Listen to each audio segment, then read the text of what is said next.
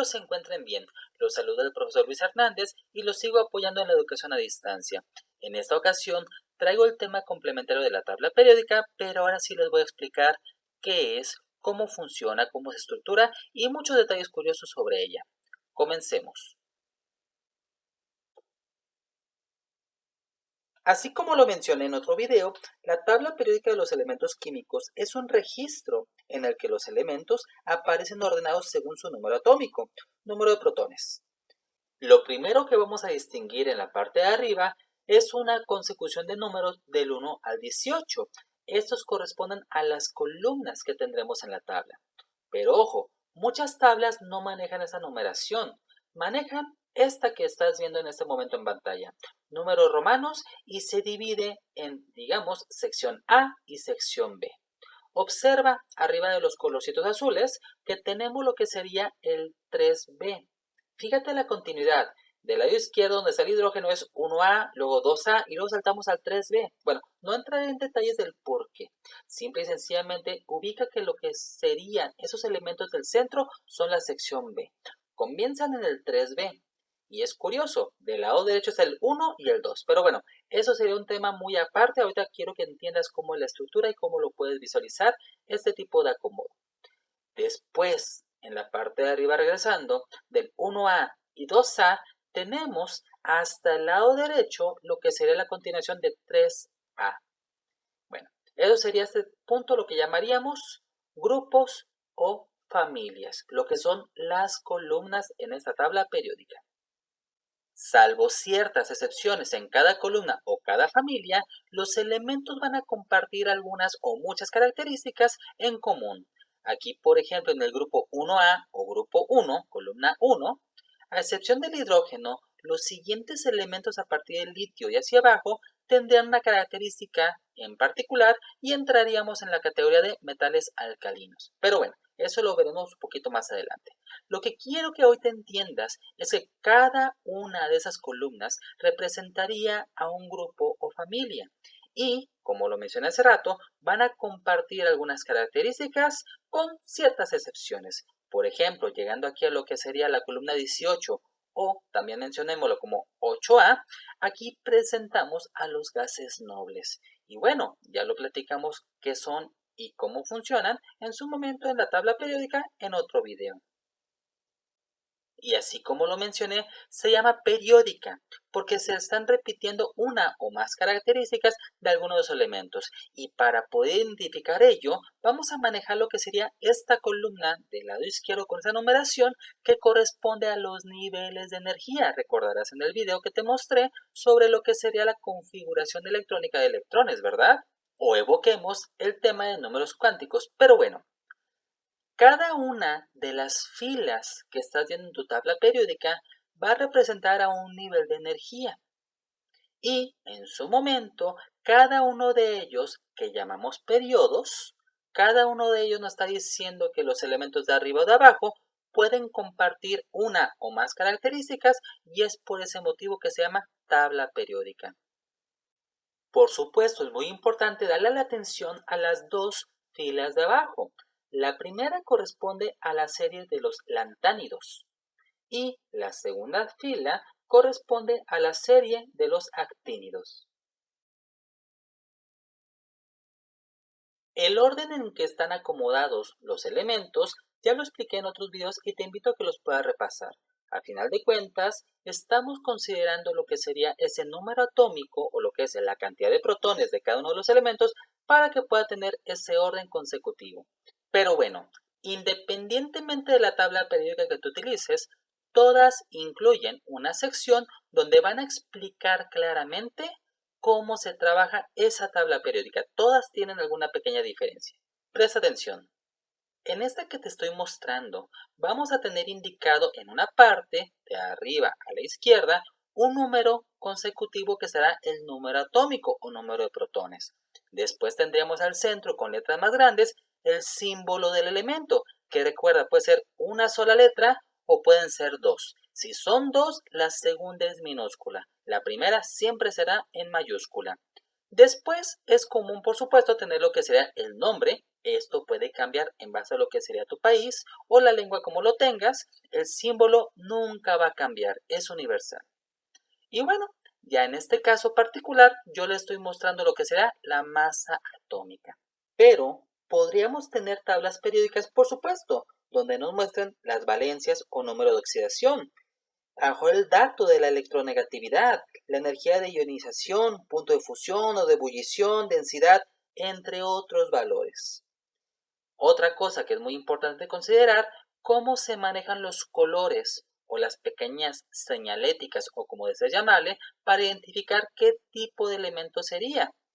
Como aquí en este caso te estoy mostrando el berilio, el cual pertenece a la categoría o grupo de metales alcalino-térreos. Y como verás el color, pues me dice claramente cómo identificarlo.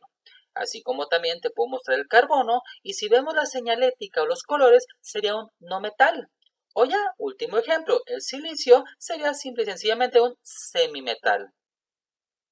Existen diferentes maneras de poder clasificar a los elementos, puesto que son muchísimos y hay muchas categorías donde pueden entrar unos u otros, depende de sus características. Pero de manera general, la más rápida y sencilla de todas es clasificación de tres tipos: metales, semimetales o metaloides y no metales. Vamos viendo.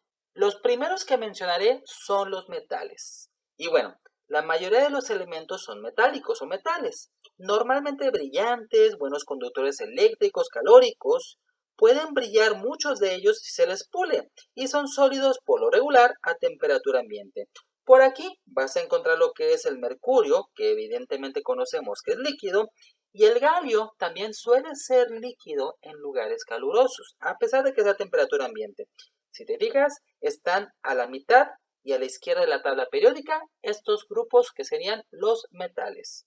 Pasamos después a los no metales.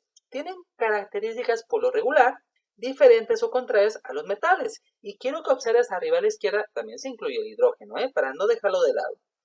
Estos no son buenos conductores ni eléctricos ni calóricos, pero son mucho más electronegativos. O sea, ¿qué quiere decir? Es más fácil que ellos ganen electrones. Destaquemos que el hidrógeno, repito, está arriba a la izquierda y hasta la derecha tenemos lo que serían gases nobles. Muchos de esos son gases, por lo regular vienen siendo incoloros o algunos son de colores muy característicos. Entre los metales y los no metales existe una división en forma de escalera. Dicha línea tiene a lo lado lo que serían los metaloides o semimetales. ¿Cuáles son? Simple y sencillamente aquellos que tienen propiedades tanto de metal como de no metal. Y esto influye muchas veces sobre lo que sería la temperatura, la presión atmosférica y también con los elementos que se puedan intentar combinar. Así como lo mencioné hace rato, la tabla periódica tiene columnas, que serían familias o grupos. Y aquí explicaremos entonces que los metales alcalinos están en la primera fila, a excepción del hidrógeno, por supuesto, que ahí no está incluido. Pero estos metales alcalinos tienen propiedades muy similares entre ellos. Le seguiría entonces lo que serían los metales alcalinoterrios. Después, consideremos que son bastantes columnas de los elementos en azul y todos de una forma general los clasificamos como metales de transición. Pero ojo, sí existe una familia para cada uno de ellos. Sería la familia del escandio, familia del titanio, vanadio, etc. Pero seamos prácticos. Metales de transición y tantán. Pasamos después hasta la columna número 13, o sería la 3A, y aquí tendríamos lo que son la familia del boro o terrios. Después tendríamos a la familia del carbono o elementos carbonoideos. Seguiríamos entonces con la familia del nitrógeno o también llamados nitrogenoideos. Sí, así de raro. Continuamos después en la columna número 16, donde está hasta arriba el oxígeno, y aquí sí tenemos un nombre curioso, calcógenos, o también llamados anfígenos. Seguimos con los elementos halógenos, donde tenemos el flúor hasta arriba, y terminamos por fin con lo que serían los gases nobles, hablando de la sección de arriba. Por último, continuemos sin olvidar a lo que serían las filas de abajo, donde está la serie de los lantánidos y la serie de los actínidos. Para visualizar esto de una forma mucho más práctica y sencilla, observa la siguiente imagen. Simple y sencillo, tenemos ahí lo que son los grupos principales, repito, puede haber diferentes categorías, depende ahora sí el objetivo de estudio que tengas, pero bueno, a la izquierda los metales alcalinos, sí los quiero mencionar, por lo regular son aquellos que tienden a perder o ceder con muchísima facilidad el único electrón de valencia que poseen. Recordarás los videos anteriores donde te hablé lo que son enlaces químicos y pues bueno, ahí estoy explicando mucho a detalle estos. En su apariencia son por lo regular brillantes. De color plateado tienden a ser la mayoría de ellos. Son tan blandos que pueden cortar con un cuchillo. Y pues son muy reactivos. Forman compuestos con muchísima facilidad y pueden encontrarse por lo mismo siempre combinados con algún otro elemento. O sea, encontrarlos solos en la naturaleza puros es prácticamente imposible. Y algo parecido sucede con los halógenos en el grupo 7A, puesto que estos elementos les falta un solo electrón para poder obtener 8 en su último nivel de energía, o sea, completar la regla del octeto.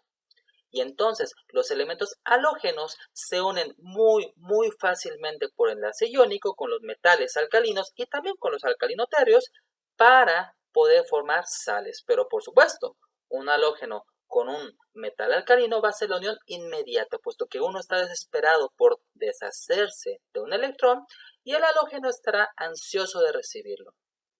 Hasta la columna 8A o la que sería 18 tendríamos a los gases nobles y como lo mencioné en otros videos que te invito a que los vuelvas a visualizar si tienes algunas dudas, esos gases nobles anteriormente se llamaban gases inertes porque no reaccionaban con nada, pero bueno, ya se demostró que sí reaccionan en ciertas condiciones algunos de ellos y estamos considerando entonces que esos gases nobles en su momento podrían ser aquellos que por lo general están aislados la mayor parte del tiempo. A modo de ejemplo, podríamos tener este tipo de imágenes, donde estamos explicando de una forma sencilla y con un toque de humor, pues bueno, que el neón, por ejemplo, no reacciona con nadie. Y bueno, este neón, haciendo la mención también, puede tornarse de un color rojizo o naranja cuando pasa una corriente eléctrica sobre él o bueno, a través de él. Caso contrario de lo que sean los gases nobles, el oxígeno es el más social de todos. Por ese motivo está combinado en todo lo que es la materia orgánica. Y estamos hablando que por su configuración electrónica siempre está en molécula donde hay dos átomos de oxígeno.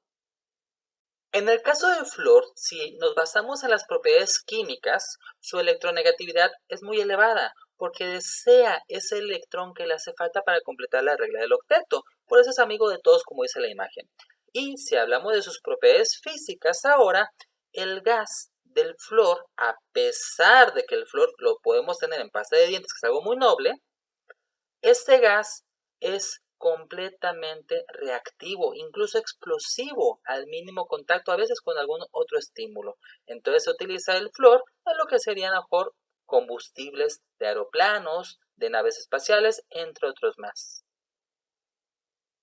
Sabemos que si mezclamos o combinamos lo que sería el sodio con el cloro, tenemos cloruro de sodio y sería la sal de mesa o la sal común. Y también sabemos que la sal es una parte muy importante en todos los océanos, o sea, está prácticamente pegado en el agua, por decirlo de una forma burda. Pero el sodio por sí solo, el sodio aislado, tiende a reaccionar muy violentamente cuando entra en contacto con el agua. Curioso, ¿no? El nitrógeno es el componente principal del aire que respiramos, pero es curioso, algunas formas del nitrógeno resultan tóxicas y pueden generar lo que son aturdimientos, mareos, entre otros efectos nocivos para la salud. El hidrógeno es el elemento más común en el universo y es también al mismo tiempo el más pequeño de todos, hablando como tal en tamaño de átomos. El azufre es ese elemento que genera un olor muy característico y penetrante, por ejemplo, a huevo podrido. Es el culpable tal cual. Pero este azufre también es el que permite en ciertos momentos, ciertas reacciones, obtener fuego, y es por ese motivo que forma parte de granadas y muchas armas de fuego. El carbono es extremadamente importante, puesto que simple y sencillamente toda la materia orgánica está hecha con carbono. Y también consideremos que el carbono en ciertas estructuras moleculares pues puede generar grafito, grafeno, diamantes, entre otros más. Mostrándote algunos elementos en conjunto, puedo mostrarte aquí lo que sería una categoría curiosa, los metales pesados. Esto ya cuando veamos el tema de salud, nutrición y cómo interactúan los metales en el cuerpo, pues bueno, ya tocaríamos este tema un poquito más adelante. Pero es otra categoría. Así, de la misma manera, pueden tener lo que serían los metales nobles. Sí, efectivamente, otra categoría medio curiosa. Y poniéndote un ejemplo, tengo aquí lo que es el oro. Sí, este metal que sabemos que es muy brilloso, muy caro, bueno, es algo que por lo regular tiene un alto grado de pureza. ¿Por qué? Porque simple y sencillamente no quiere reaccionar con nadie. Hay que hacer diferentes combinaciones y adecuaciones químicas para que pueda lograrse una reacción sin problema alguno. En el caso del mercurio, consideremos tal cual que es un metal pesado y peligroso. ¿Por qué? Porque a final de cuentas genera daños en el sistema nervioso. Y esto es lo que contienen algunos termómetros de cristal. Y pues bueno, a final de cuentas, el mercurio puede transmitir la toxicidad al cuerpo con solamente tocarlo, ¿sí?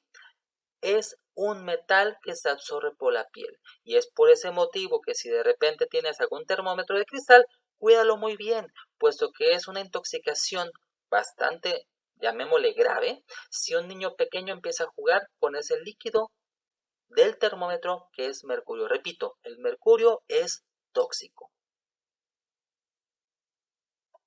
Regresando a la teoría, vamos a tener unas simples preguntas. ¿El nombre de dónde viene? ¿Los símbolos de dónde vienen? ¿Y por qué no coinciden según mi tabla periódica? Veamos. Tenemos que recordar o evocar lo que dije en otros videos. John Berzelius en su momento propuso una nomenclatura química para los elementos. Traducción. Él hizo una propuesta para poder tener un símbolo característico que fuera universal para identificar al elemento. El nombre ya es otra cosa. Por ejemplo, tenemos el sodio. En algunos países le pueden llamar soda, por ejemplo, pero bueno, sodio es como yo lo conozco, así dice mi tabla periódica, pero realmente viene del latín natrium. Y es por ese motivo que utilizamos la letra N mayúscula y la A minúscula para identificar lo que es el sodio.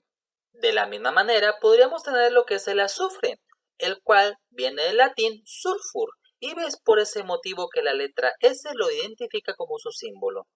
Tenemos al cobre, el cual en latín es cuprum, y es por ese motivo que tenemos C mayúscula y la U. Ojo, siempre puede ser una letra o dos, pero la primera siempre va a ser en mayúsculas. Pasando a otros ejemplos, tenemos criptón, ese gas noble que viene del griego criptos, exactamente, griego, no latín. ¿Qué significa? Bueno, oculto secreto. Y es por ese motivo que la letra K mayúscula seguido de la R nos dice que es el símbolo criptón. Tenemos a la plata. La plata viene del latín argentum. Y es por ese motivo que tenemos la A y la G como su símbolo. No es AR, sino sería otro elemento. Por eso es AG. Sigue en la lista lo que sería el hierro, el cual viene del latín ferrum. Y es por ese motivo que tenemos la F y la E como su símbolo. Ya como últimos ejemplos tenemos el oro, el cual viene del latín aurum. Bueno, significa brillante amanecer. Y es por esa razón que AU sería su símbolo. El potasio es curioso, bueno, primero viene de lo que será el árabe alcalia, así como suena, que significa planta de cenizas, pero luego fue traducido al latín como kalium. Y es por ello que tenemos la letra K como su símbolo. Por último, el estaño. Este elemento viene del latín stannum y es por ello que SN sería su símbolo. A final de cuentas, los nombres es una cosa, los símbolos es universal, no cambian. A fin de cuentas, el investigador, el descubridor o el científico va a poderle poner el nombre que más sea adecuado para él y puede basarse a lo mejor como lo que sería en un dios, lo que sería en algo que le gusta a él como un arco iris, un continente, el nombre de algún científico, etcétera. Entonces, el nombre es una cosa, pero lo que es el símbolo, repito, es universal. Y la tabla periódica ha tenido muchísimas variantes, pero evidentemente haciéndolas funcional y no separándose de lo que sería la base. Por ejemplo, esta tabla periódica incluyó imágenes de en dónde pueden encontrarse los elementos. Podríamos mostrarles otra vez esta, cuando hablamos de los números cuánticos, de cómo sería utilizada la tabla periódica para separar los diferentes subniveles de energía. Podría mostrárselas ahora de una manera más detallada, como en otros videos. Y también podríamos tener a lo mejor con lo que son los diagramas o estructuras de Lewis. Recuerdas claramente el tema, ¿verdad? Asimismo, vamos a dar una funcionalidad, por ejemplo, a esta tabla periódica que solamente nos indica el símbolo, el número atómico y lo que sería el valor de electronegatividad, para poder a lo mejor hacer cálculos sencillos y determinar tipos de enlaces químicos. Haciendo uso de la tabla periódica es como también podemos dar ejemplos o explicar muchas situaciones que pueden ser en su momento complejas sin uso de ella. Por ejemplo, yo les he estado mencionando que el flúor es muy electronegativo, pero ¿qué tiene que ver con todo lo demás? Simple. Tienes por un lado, pensemos, el bien y el mal, son polos opuestos. Tenemos lo que sería el frío o el calor, son polos opuestos. Ahora imagínate, yo he estado mencionando electronegatividad. ¿Qué sería lo opuesto al electronegativo? Pon atención. Usando esa tabla periódica sin darle importancia ahorita a ningún valor, yo debo de considerar que entre más me dirija hacia la derecha y hacia arriba, los elementos serán más electronegativos, a excepción obviamente de lo que son los gases nobles. ¿Y esto qué quiere decir? Que el flúor sería el elemento más electronegativo. Y como te repito, hay polos opuestos. ¿Qué es lo contrario a muy electronegativo? Sería muy poco electronegativo. Pero la forma correcta de decirlo es tiene un carácter metálico. Entre más nos vayamos a la izquierda y hacia abajo, tendremos los elementos con el carácter más metálico. Y entonces sería aquí el francio. Y bueno, dejándolo claro nuevamente, así como está lo positivo, lo negativo, lo bueno, lo malo, o sea, polos opuestos, en este caso los elementos pueden ser electronegativos o pueden tener un carácter metálico. Considéralo de esa manera, son polos opuestos y es por ello que el flúor es muy electronegativo o muy poco metálico y el francio es muy metálico o muy poco electronegativo. Espero me haya podido dar a entender. La tabla periódica ha sido tan útil que se han modificado muchas versiones que no tienen nada que ver con la química y evidentemente no hay un órgano nacional o internacional que las regule, pero son al final de cuentas cosas o ideas prácticas. Por ejemplo, muy famosa fue lo que es la tabla periódica de la ortografía, muy útil por supuesto. Asimismo, tenemos esa otra tabla periódica de las emociones. Y evidentemente tiene un fundamento, se ve por supuesto útil, sin embargo, no hay un órgano internacional que lo pueda avalar, pero puede ser a lo mejor algo bastante útil y práctico para lo que sea el área emocional psicológica.